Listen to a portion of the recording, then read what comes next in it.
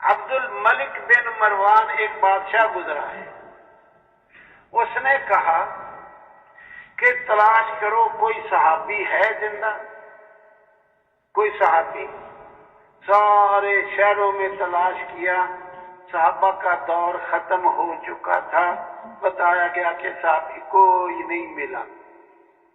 کہنے لگا اچھا کسی تابعی عالم کا تلاش کرو، بڑا عالم ہو، سمجھدار ہو، علم میں راسخ فی العلم ہو، تو ان سے کچھ نصیحتیں حاصل کریں۔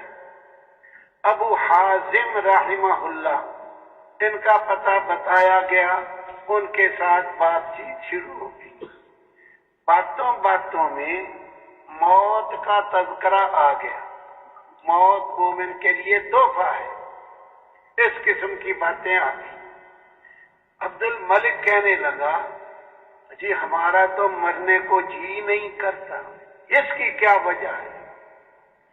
ابو حازم رحمہ اللہ نے فرمایا ہم نے اپنی ساری محنت موت سے پہلے کی زندگی پہ خرچ کر دی، بڑھیا مکان، بڑھیا سواریاں، بڑھیا فلاں چیز، بڑھیا کھانے، ساری قوت اسی پہ لگا دی، تو ہم نے اپنی دنیا کو تو کر لیا آباد، اور آخرت کو نظر انداز کر کے چھوڑ کے کر دیا برباد، ویران۔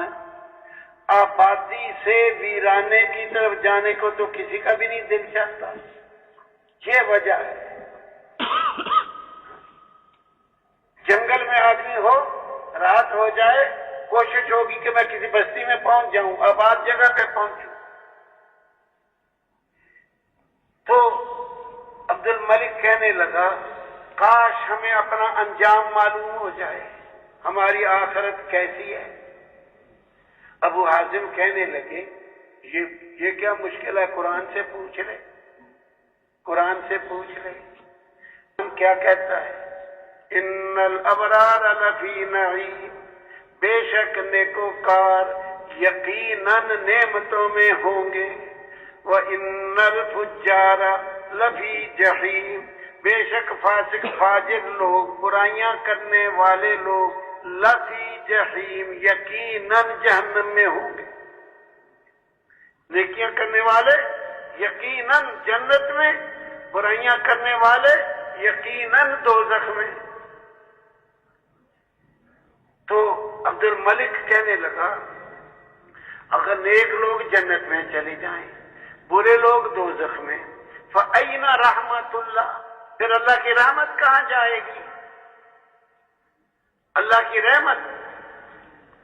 ابو حازم رحمہ اللہ نے فرمایا یہ بھی قرآن ہی سے پوچھ لے کہ رحمت کہاں جائے گی؟ ان رحمت اللہ قریب من المحسنین، اللہ بے شک اللہ کی رحمت نیکوکاروں کے قریب ہے۔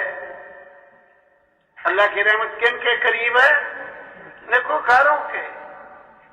عمل وہ کرتا رہے جن پہ لعنت آنی ہے، امیدیں یہ کرتا رہے کہ رحمت آ رہی ہوگی، یہ نادانی ہے، یہ نادانی ہے، شیطان کا دھوکہ ہے۔ شیطان کہتا ہے جیسے مرضی کرتے رہو، کوئی نہیں، اللہ غفور الرحیم ہے۔ یہ شیطان کا دھوکہ ہے۔